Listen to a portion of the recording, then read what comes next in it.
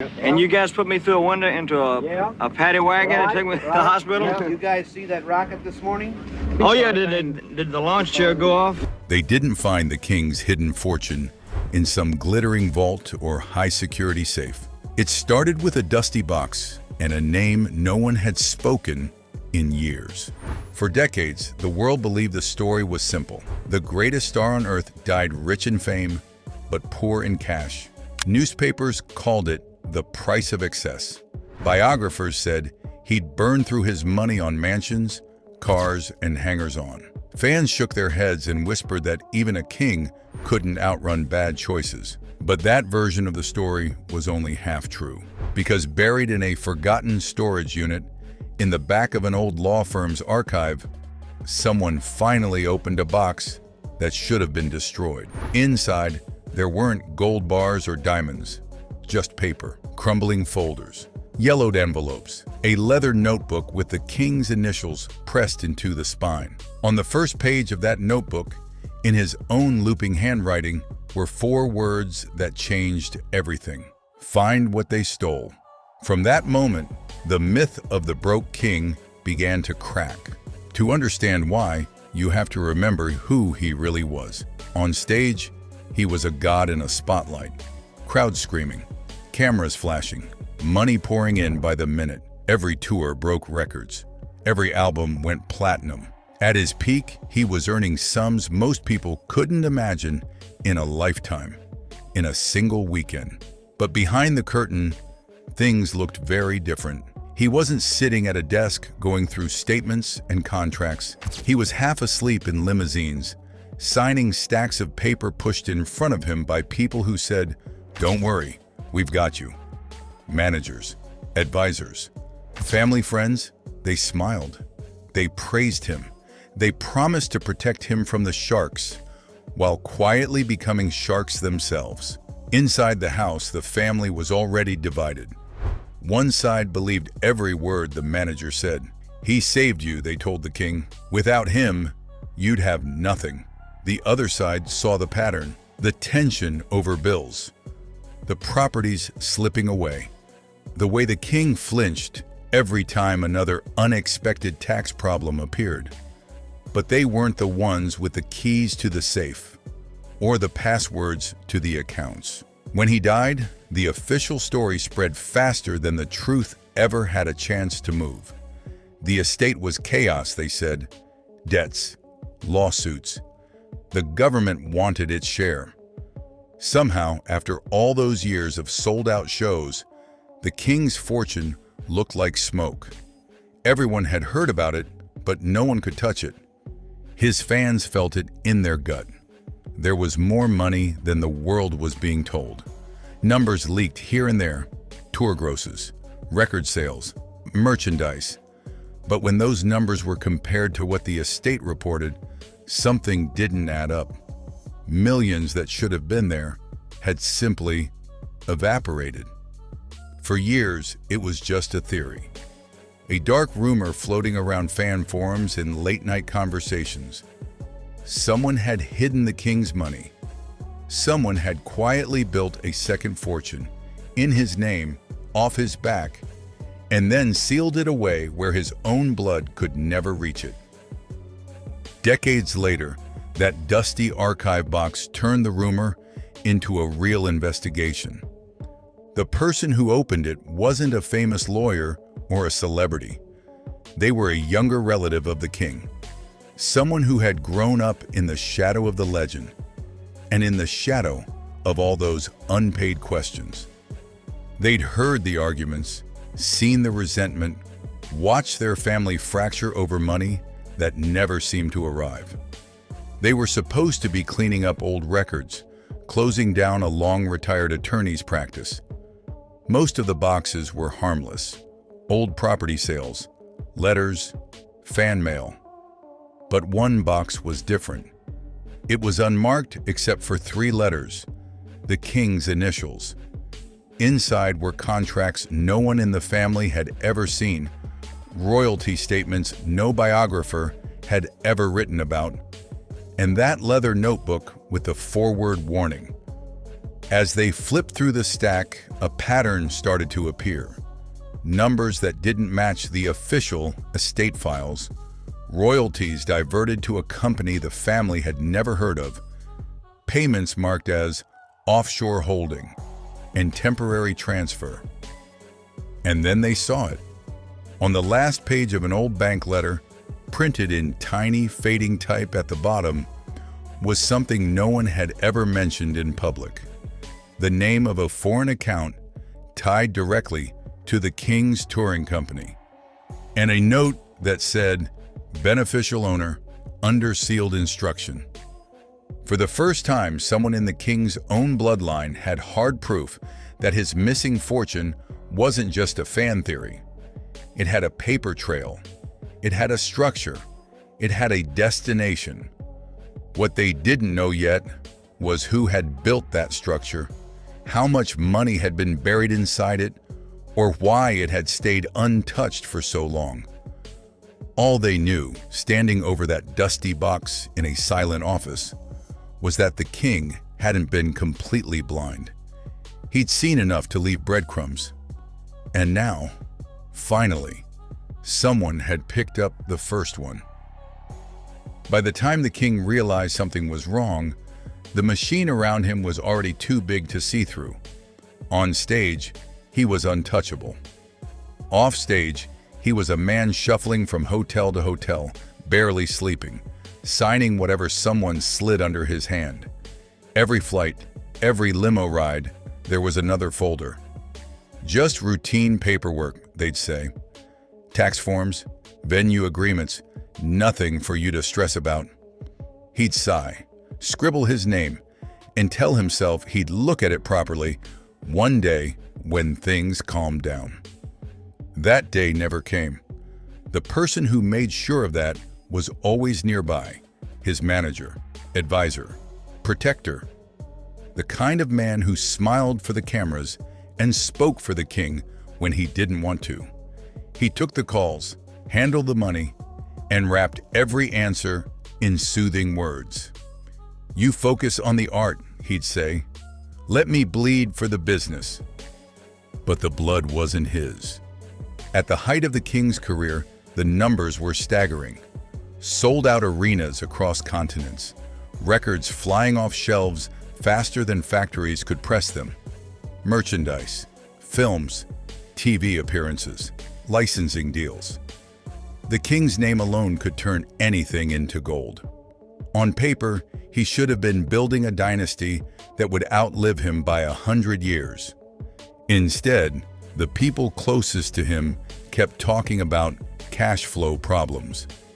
There was always a bill that couldn't wait, a tax deadline that had crept up, a property that suddenly wasn't performing and had to be sold. Whenever the king frowned at a sale, the manager would tilt his head and explain that it was just smart business. "You're rich, but you're not liquid. It's complicated. Trust me." Complicated was the perfect word, because that's exactly how they made it. Behind the king's back, company after company was created in his name. Holding companies, touring corporations, licensing entities. Each one added another layer between the money coming in and the money he actually saw. Contracts were rewritten so that the king wasn't paid directly from the shows or the records. Instead, the money flowed into these new entities first, and only then, after expenses and administrative fees, did a portion reach him. Those fees were where the real theft hid. On one contract, the king's cut dropped by just 3%. On another, 10% of touring net was redirected to management services. Somewhere else, overseas royalties were marked as deferred, then quietly reclassified as income for a company he'd never heard of. Each little change was small enough that, on its own, it didn't look like a crime. Put together across years and continents, it added up to something enormous. Inside the family, the strain began to show. The king would mention money worries, and some relatives would snap back, How? You're the richest man we know." Others would glance at the manager and fall silent. Some defended him fiercely. "He's the only one keeping this together. Without him, you'd be bankrupt." The king had signed it weeks before he died. In simple language, it stated that if any such account was discovered that had been structured without his full understanding or direct oversight, its beneficial interest should default to his bloodline, not to any corporate partner, manager's company, or unrelated entity. The document was witnessed, notarized, and dated after most of the contracts the manager's side relied on. The investigator scanned the lines again and again, heart pounding. This was exactly the kind of original instruction the bank's letter had hinted at. They sent copies to the bank, this time through an attorney of their own. The tone changed. The next response was no longer polite and vague. It was careful, measured. The bank acknowledged that there was, in fact, a holding structure associated with the king's touring and licensing activities. It stated that due to the complexity of the arrangement and recent developments in the status of certain controlling parties, a review of beneficial ownership was underway. Recent developments, controlling parties. That was when the investigator learned something else the family didn't know. The manager, the man who had built the labyrinth, was dead. The companies he'd used still existed on paper, but some of the controlling interests had shifted. Others had gone dormant. One critical director position had never been reassigned. And buried inside the trust deed was a quiet bombshell. If the original controlling party died without designating a lawful successor, and if no valid competing claim was made by a certain deadline, the assets were to be distributed according to the latest valid will of the primary earner. The deadline had passed. Suddenly, the bank wasn't stonewalling. They were cautious. They scheduled a formal meeting at their headquarters. Representatives from the manager's estate were invited. So were the king's heirs. Lawyers on all sides cleared their calendars. In the weeks leading up to that meeting, the house was a minefield. Years of resentment detonated in whispers and slammed doors. Some family members begged the investigator to back off, terrified of lawsuits or more public scandal.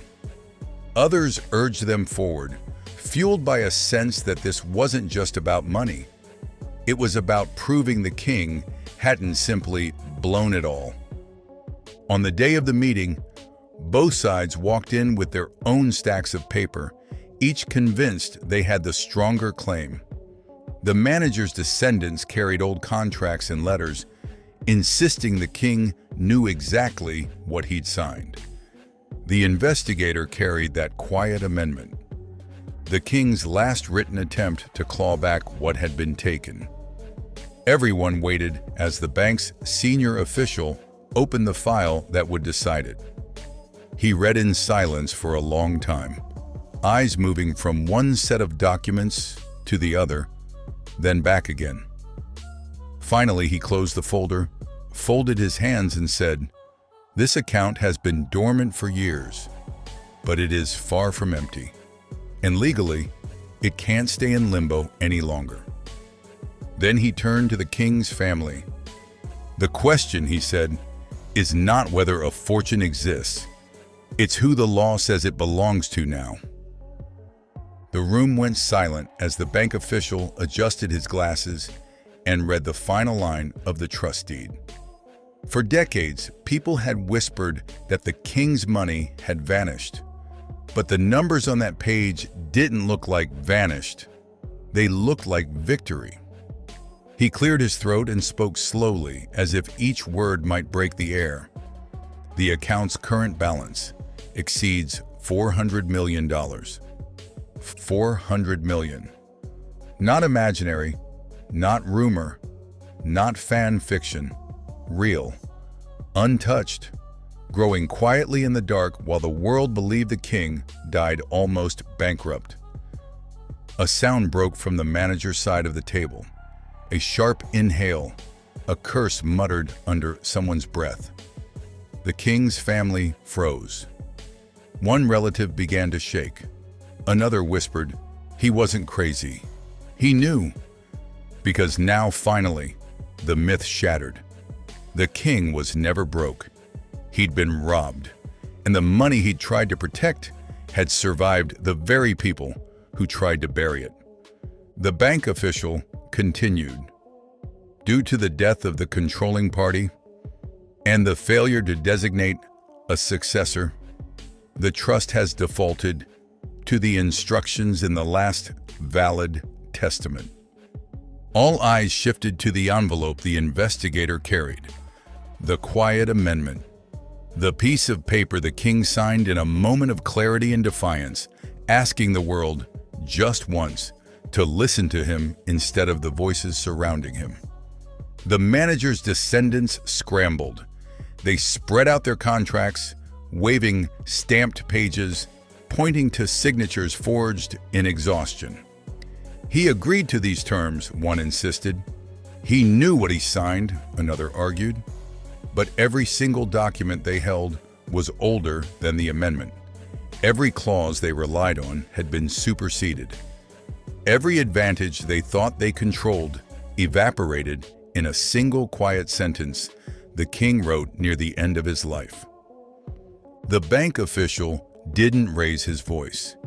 He simply stated the truth that had waited decades for daylight. Under this instruction, the entire balance reverts to his bloodline. The room broke. On the manager's side, rage, disbelief, and suddenly, fear. Years of power gone in an instant. The empire they tried to build on the king's back dissolved like smoke. On the king's side, shock, then grief, then something heavier, vindication. Not joy, not celebration. A deep, aching relief.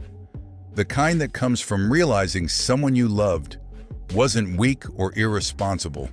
He was fighting a battle no one saw. The investigator felt the weight of it most. They thought they were chasing money. But what they uncovered was truth. Truth that rewrote the king's story. Truth that proved he hadn't failed his family. The system had failed him. And someone he trusted had weaponized that system to drain him while telling him he was lucky to have them. In the weeks that followed, the legal transfer began. There were challenges, appeals, angry statements from the manager's heirs, but none of them mattered. The law was clear. The amendment was valid. And the king's last attempt to protect his legacy had finally landed where he wanted it to, in the hands of the people he believed in. But the family didn't rush out to buy mansions or cars. They sat with the reality of what had been stolen. Not money, but years. Years of watching the king struggle. Years of thinking he'd mismanaged his life. Years of blaming him for choices he never truly made. So when the funds finally arrived, they made a decision that surprised even them. A portion went to secure the family's future. A portion went to restore parts of the king's legacy that had been forgotten or distorted. And another portion, quietly, privately, went to causes the king had tried to support in life, but was always told he couldn't afford. In the end, the fortune didn't just change bank accounts, it changed the story. The world learned that the king wasn't a tragic figure who lost everything. He was a man who tried desperately to leave something behind. And though he didn't live to see it happen, someone finally followed his clues, lifted the stones, faced the enemies he couldn't, and brought his truth home. Some fans say the king's voice still echoes in that four-word note he left behind. Find what they stole. Now at last, it was found. And the people who stole it? They walked away with nothing but their own shadows. If you were in the king's family, what would you do with a fortune that was stolen for decades and finally returned? Would you keep it, share it, or use it to honor his legacy? Tell me in the comments and subscribe if you want the next untold chapter of this story. The first shows that I worked was down here, man, around Houston. No one expected a stack of old, fading documents to shake the mythology of Elvis Presley. Yet that's exactly what happened when a set of long-forgotten jet logs surfaced. Records from the Lisa Marie, Elvis's beloved private jet. They weren't meant to be found. Buried in an estate box mislabeled years ago, they were almost thrown out with other routine paperwork. But when someone noticed the handwritten notes in the margins, the flight numbers, the signatures, everything stopped. These weren't ordinary logs. They were Elvis's movements, documented, time-stamped, and quietly revealing a side of him fans never imagined. The first reaction was disbelief.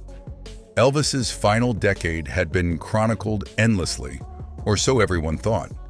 Every performance, every public appearance, every rumor had been analyzed, debated, retold. But these logs contradicted pieces of the story that had stood unchallenged for decades.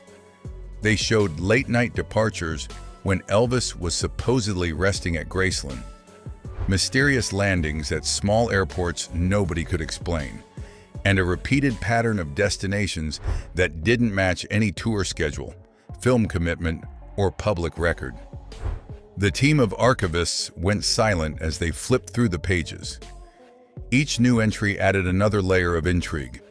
Elvis hadn't just traveled more than people knew, he'd traveled with purpose.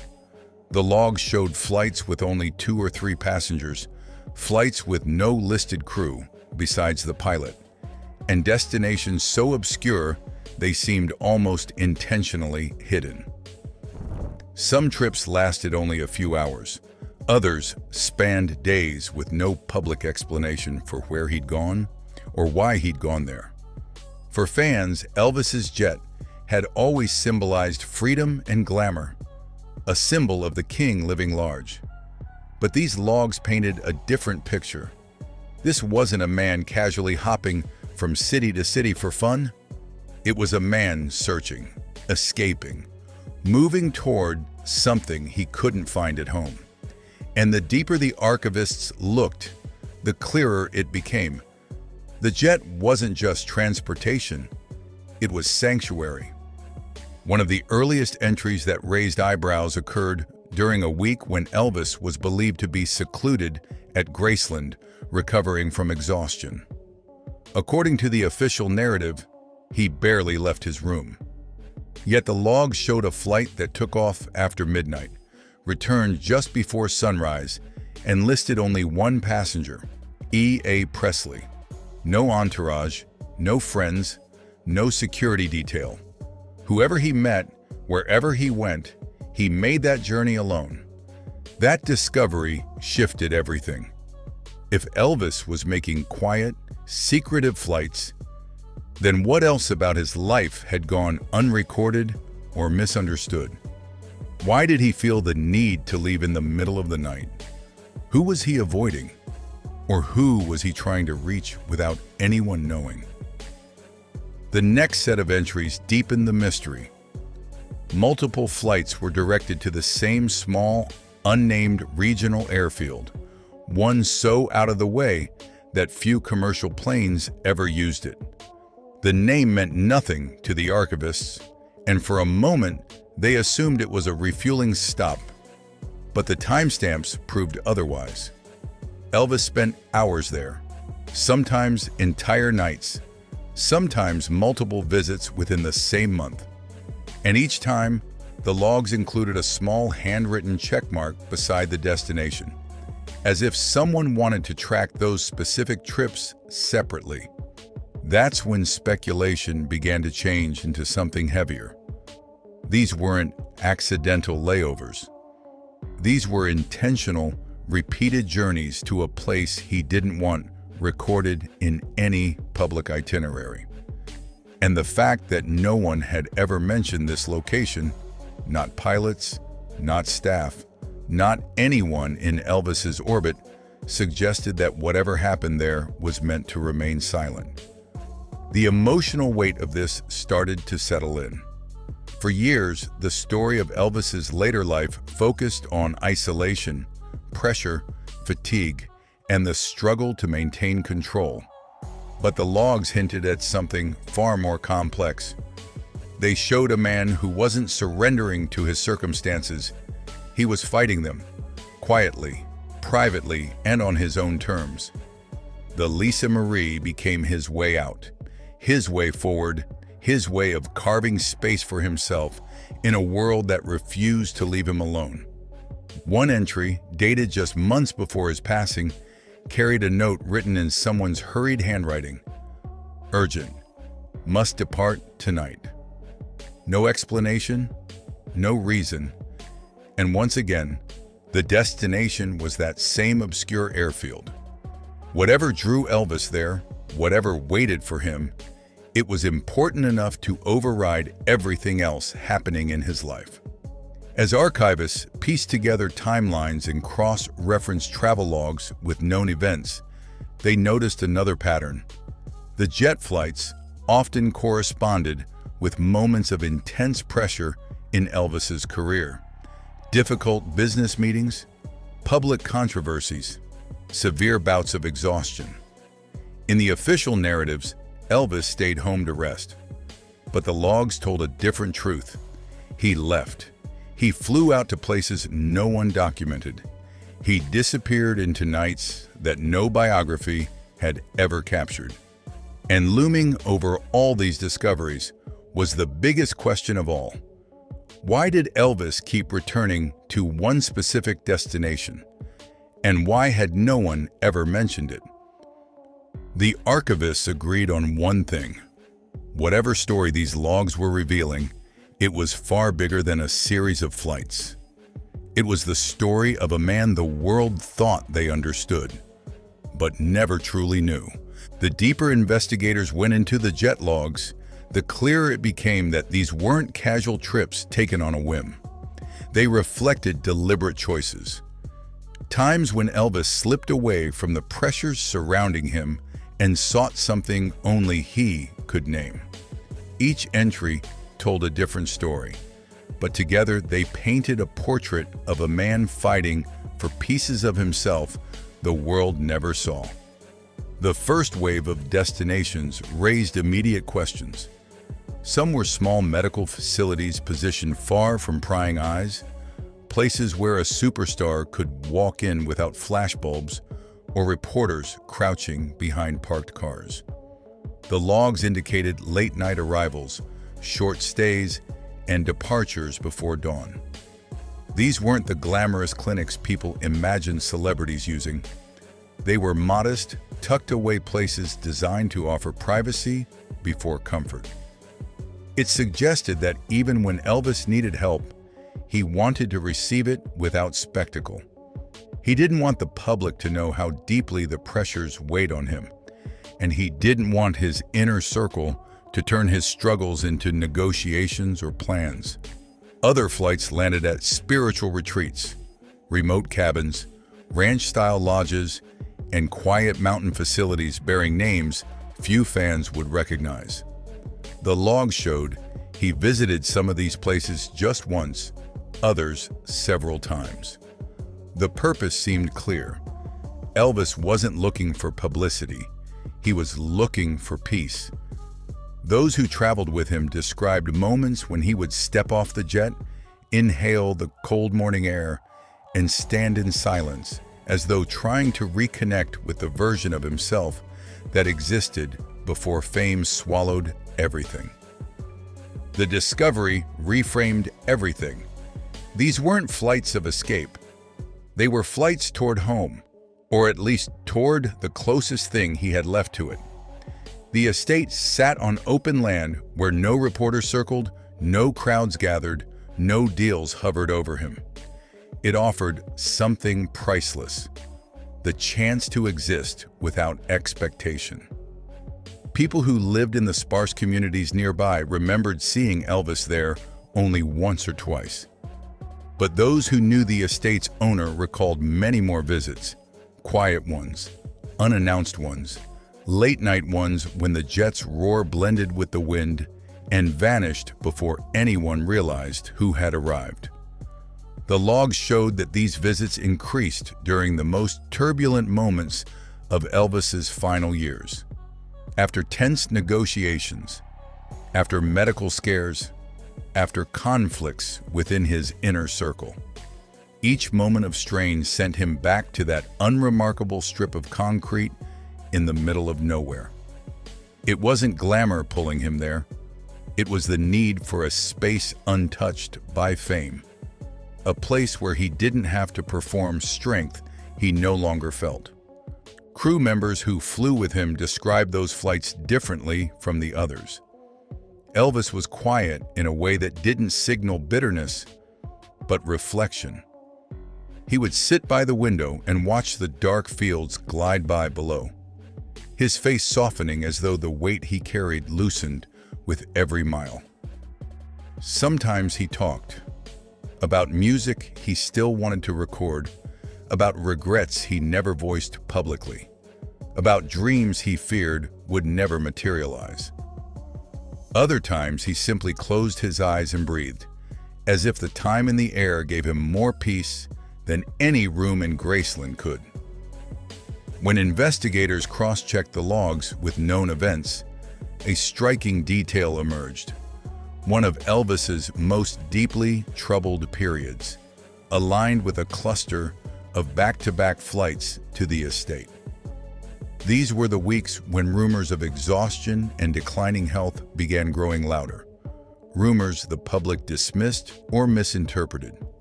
But the logs revealed that Elvis wasn't withdrawing into isolation.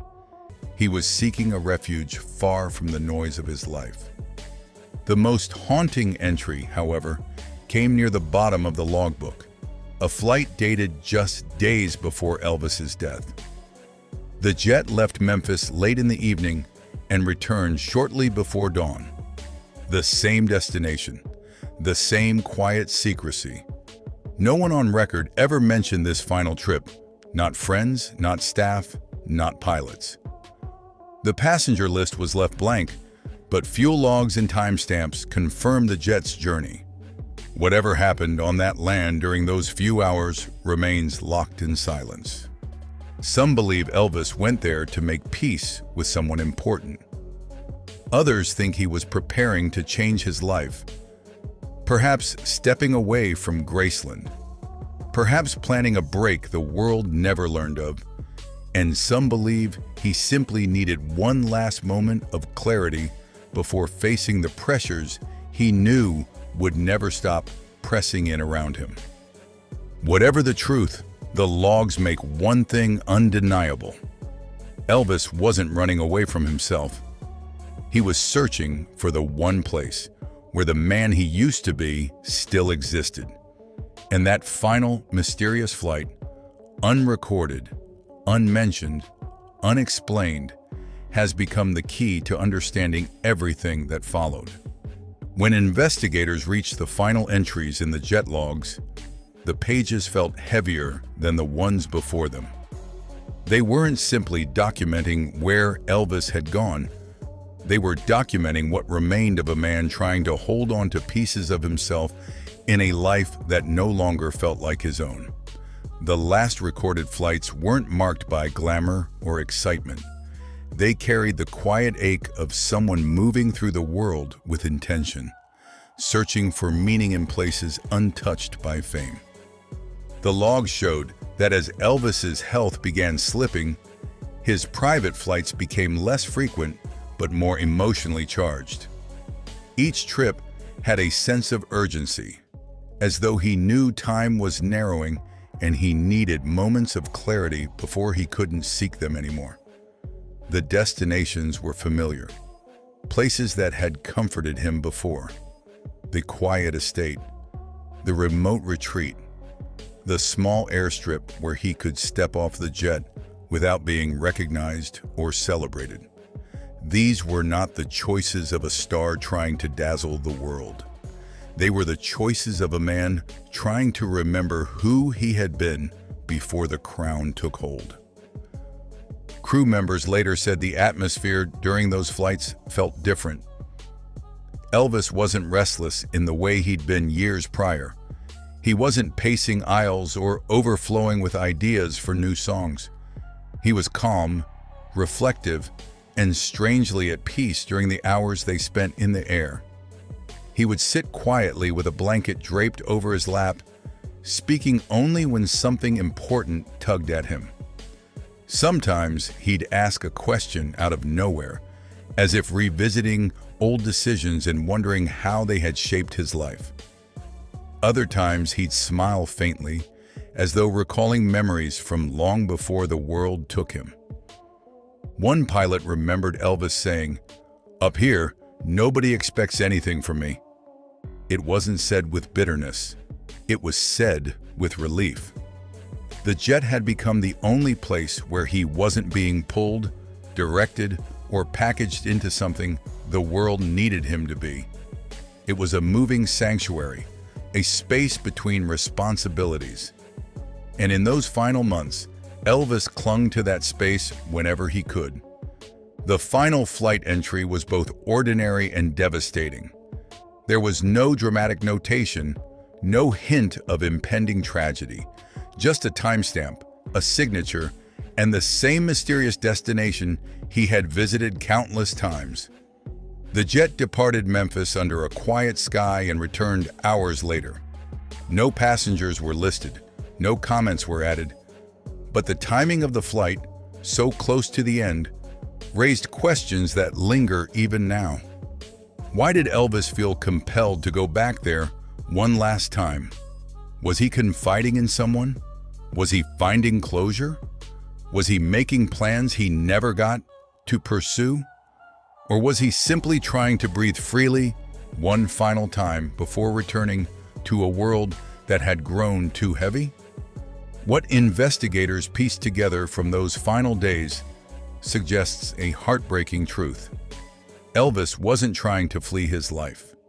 He was trying to reclaim it. He hadn't given up. He hadn't resigned himself to isolation. In his own quiet way, he was still reaching for hope, still seeking moments that reminded him he was more than the legend he'd become. And perhaps that's why the jet logs matter so deeply. They don't expose scandal or reveal dramatic secrets. They reveal intention.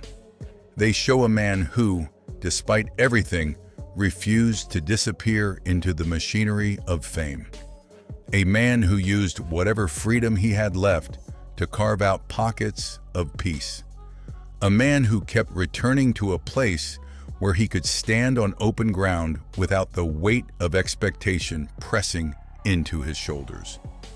For fans, the logs reshape the narrative of Elvis's final years.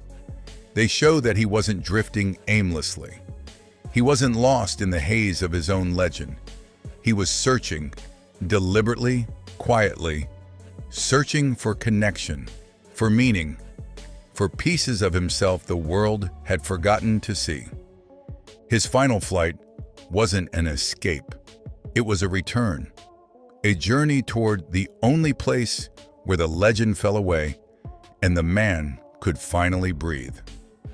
And now, decades later, the logs stand as one of the most intimate windows into his truth. Not the myth, not the icon. The human being who carried both brilliance and burden with the same fragile hands. If these uncovered jet logs changed how you see Elvis, share your thoughts below. Which destination surprised you most? And what do you think he was searching for on that final flight? Subscribe for more powerful, untold stories hidden behind the world's biggest legends. Top of form, bottom of form. No, sir, I was very surprised. I've never met a better group of boys in my life. For more than 40 years, everyone thought the story of Elvis Presley's money was finished. The debts were counted, the estate was settled, the lawyers had carved it all up, and fans were told the same sad conclusion. The king died, almost broke. And then, during a routine cleanup of a forgotten storage space, somebody dragged out a heavy, dust-caked metal box that wasn't on any inventory list. It wasn't labeled Elvis. It didn't have some dramatic warning on it. At first glance, it looked like just another old safe. One more relic from a life already picked clean by history. But there was something strange about it. No record, no mention in the estate documents, no tag from any moving company. It was just there, hidden behind shelving that looked like it hadn't been moved since the 1970s, wedged into a dark corner, as if someone had pushed it back and never expected to see it again. When they checked the old files, nothing matched. No key number, no combination noted, no insurance listing. For an estate as complicated as Elvis Presley's, that alone was a red flag. Big money doesn't just go missing on paper, not by accident. So the question became simple and terrifying. If this safe wasn't supposed to exist, what was inside it? For years, fans and insiders have argued about Elvis's finances. They've talked about the bad contracts, the greedy middlemen, the wild spending, the endless touring that drained him physically and financially. People shook their heads and said, how could a man who made that much money leave so little behind?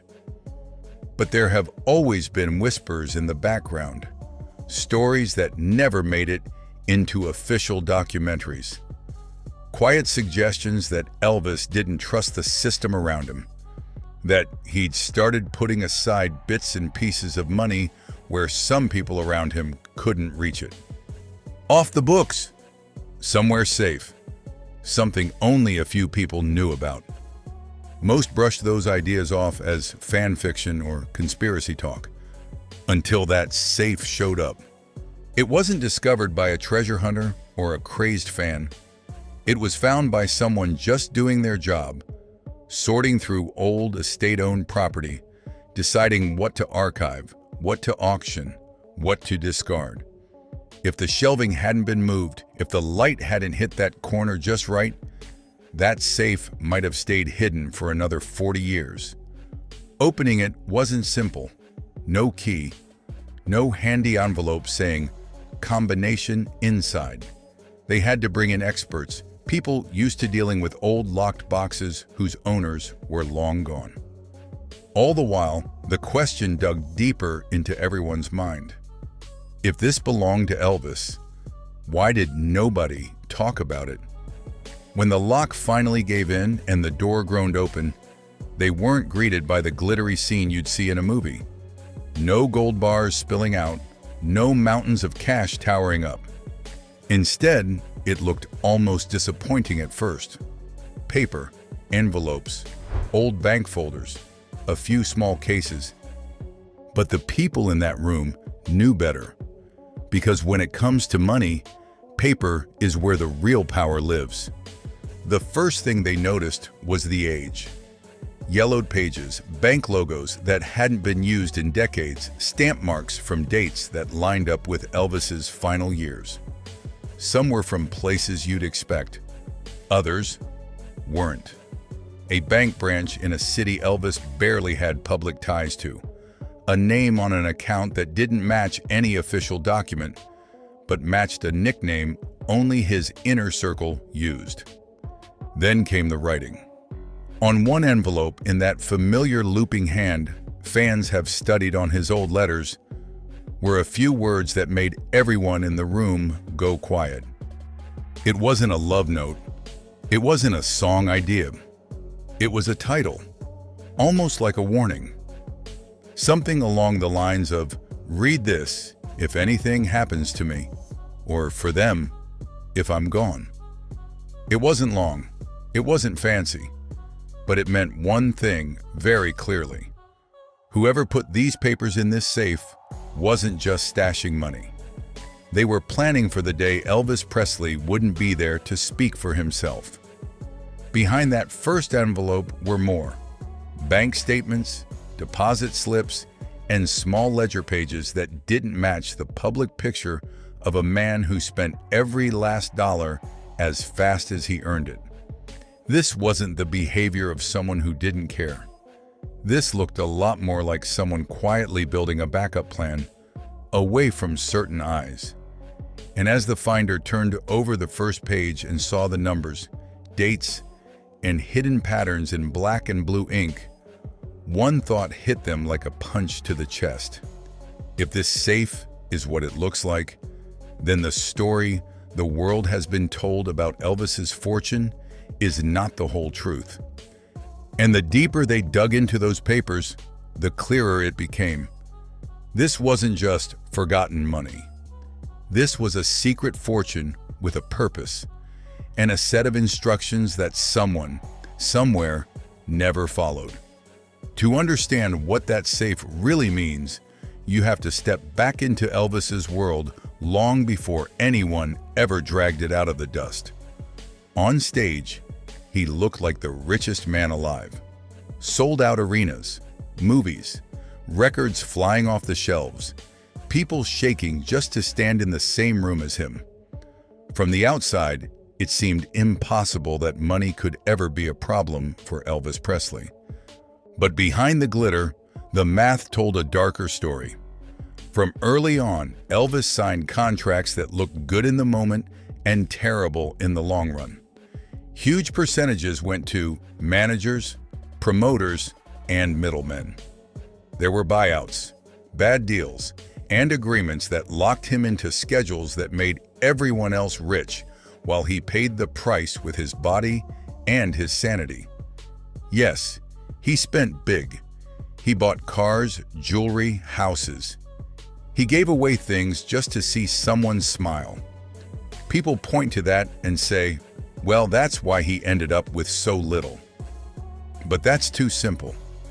Because long before the end, Elvis had already generated the kind of money that should have secured 10 lifetimes. So where did it all go? That question has haunted fans, biographers, and even some insiders for decades. And in the shadows around that question, another idea kept showing up, whispered in quiet conversations and late-night theories. What if he hid some of it? What if he had money they never knew about? What if he tried to protect his family from the very system that was draining him? Most people laugh that off. It sounded too dramatic, too much like a movie script. But the papers in that safe were not fiction. When they started going through the folders, the pattern appeared almost immediately. These were not random scraps. They were part of a structure. Pages stamped with bank logos from the late 60s and 70s. Statements from accounts never mentioned in any public paperwork.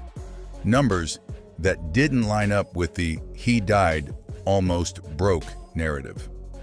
There were deposits that didn't match the usual routes. Smaller chunks of money moved regularly, almost quietly, into accounts that looked deliberately separate from the main flow. Not giant wire transfers that would attract attention, more like someone slowly, carefully tucking bills into a secret drawer where only a few trusted people knew to look. On their own, each document could be shrugged off. An old account, a forgotten deposit, a closed branch. But together, page after page, they painted a picture that felt very different. It looked like Elvis had been quietly building a safety net, not for himself, for after. The numbers, adjusted for their time, weren't pocket change. Even conservatively, it added up to a serious sum. Not enough to buy a country, but more than enough to completely change the fate of the people he loved if it had been used the way he seemed to intend. He calls them by a nickname, not a title. Not "Dear Sir" or "To my manager." A private name, the kind you only use with someone you've known a long time, someone you trust. He says something like, "If I'm not around and you're reading this, then you know what we talked about. You know where this is. Don't let them scare you. Do what's right by her. By them. You know who I mean." Just like that, the hidden fortune stops being an abstract mystery and becomes something else entirely. A secret plan between Elvis and one trusted soul. A plan that was never carried out. Did that person ever open the safe? Did they lose their nerve? Did they die before they had the chance? Were they pressured, threatened, or convinced to let the official estate machine do its thing, while this quiet safety net sat in the dark, gathering dust? No one can say for sure. Maybe they were too afraid. Maybe they thought going against the official will would cause more chaos. Maybe they never found the safe in time. What's undeniable is this: the instructions in those pages do not match the history that followed. Elvis imagined this money as a private rescue line for the people he cared about. History shows those people standing in the middle of storms anyway, financially, legally, emotionally. Whatever his secret plan was, the world never saw it unfold. And that leaves one last haunting question. If these letters are real, if this safe really was his last attempt to control something in a life where everyone else called the shots, then why did it stay shut? At the very bottom of that stack, beneath the calculations and the hopes, was one final envelope. No bank logo, no numbers. Just a short line in his hand that stopped everyone cold. It wasn't about accounts or percentages. It wasn't addressed to a lawyer or an accountant. It sounded like a man talking to the future and to the people who would live in the shadow of his name long after he was gone. And whatever was written inside it, everyone who's seen it agrees on one thing. This wasn't Elvis, the superstar, speaking. It was Elvis, the father, the friend, the man, finally saying what he really feared would happen to his money and to his family when he was no longer there to stand between them and the world.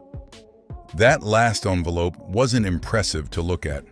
No seal, no official stamp, just worn paper, edges soft from time, and a short line on the front in Elvis's own hand. It didn't say "last will" or "read immediately." It said something quieter, more personal, something like "my last word on the money." This wasn't meant for courts or accountants. This was meant for hearts. When they opened it, they weren't met with numbers or instructions. They were met with a voice, his voice. Not as the king, not as a client, but as a man who knew exactly what kind of storm would hit the moment his heart stopped beating. He started with an apology. Not for his fame, not for his mistakes, for the trouble he knew was coming. He wrote about the fights he'd already seen over smaller things: cars, favors, credit, control. He said if people could argue that hard while he was still alive, he could only imagine what they'd do when he wasn't there to calm anyone down. He wasn't naive. He knew the value of his name, his catalog, his house. He knew there would be businessmen lined up around the block, all claiming that what they were doing was for the legacy. He knew lawsuits and meetings and deals would come like vultures to a carcass. What he didn't want, what he begged against in that letter, was simple. Don't let them tear each other apart over what I leave. He didn't talk about charts or awards. He talked about his child, about watching his own family go through hard times, about seeing money twist love into something ugly, about how, The thought of the people he loved fighting over the size of their slice of Elvis Presley made him sicker than any tour schedule ever could. He wrote that the hidden money, the accounts, the bonds, the quiet reserves were his way of trying to soften the blow. His way of making sure the people he truly cared about would never have to go, hat in hand, to the same people who had bled him dry while he was alive. He wanted them to be able to say no. No to bad deals, no to pressure, no to anyone who tried to use his name to control them. But there was something almost prophetic in the way he wrote. He didn't sound confident it would all go according to plan. In one paragraph, he admits he can already feel his control slipping, that papers and promises seem to matter more in the eyes of the law than a man's word. Maybe they'll follow this, he wrote. Maybe they won't. But at least I said what I wanted while I still could. That line stings now, because if you know what happened after he died, the battles, the financial strains, the sales and resales of pieces of his world, you can't help but feel the weight of that maybe. His fear became reality. The hidden fortune stayed hidden. The people he tried to protect still ended up in the crosshair of lawyers, companies, and contracts. The very thing he tried to guard them from rolled forward anyway, like a train nobody could stop. So what does that make this safe, these letters, this stash of money and hope? It's not just a headline. It's not just a cool story about a secret Elvis fortune. It's evidence of something we don't talk about enough. The boy from Tupelo, who became the king of rock and roll, knew he was a business as much as he was a man. He knew that once he was gone, the business side would be ruthless. And in the middle of all the gold records and sold-out shows, he was still sitting alone at night, trying to protect his family from the monster built on his own name. That's the real heartbreak locked inside that safe. It's not just that there was money nobody knew about, it's that there were wishes nobody honored, fears nobody listened to, love that never got all the way to where it was meant to go. And now, all these years later, when you hold that letter up against the history that followed, you see the same tragedy that ran through his life. Elvis gave more than anyone realized, and the world took more than it ever should have. So what should happen now if these letters and accounts are real and recognized? Legally, that's for experts to fight over. But emotionally, morally, that's simpler. At the very least, the world should know that Elvis wasn't reckless with everything. He wasn't careless with everyone. Behind the stories of wild spending and bad deals was a man quietly trying to make sure his child and the people he trusted wouldn't be swallowed whole by the machine that chewed him up. The hidden fortune, in the end, is about more than cash. It's about a father trying to reach into a future he knew he might not see. It's about a friend trying to repay loyalty in a world where loyalty is cheap until money's involved. It's about a legend who never stopped being human, even when everyone around him treated him like a walking brand. You can argue over who should get what. You can debate who knew, who didn't, who failed, who tried. But one thing's hard to deny. The man who filled stadiums and changed music forever also sat alone with a pen in his hand, worrying about the same thing every working parent worries about. What happens to them when I'm gone? And maybe, just maybe, the most respectful thing we can do with that truth is simple. Remember Elvis Presley not just as the king on stage, but as the man behind the safe. The man who tried, in his own imperfect way, to protect the people he loved from the price of being Elvis. If you could speak to Elvis today, what would you tell him about how his story has been handled? Comment your thoughts and your favorite Elvis song below.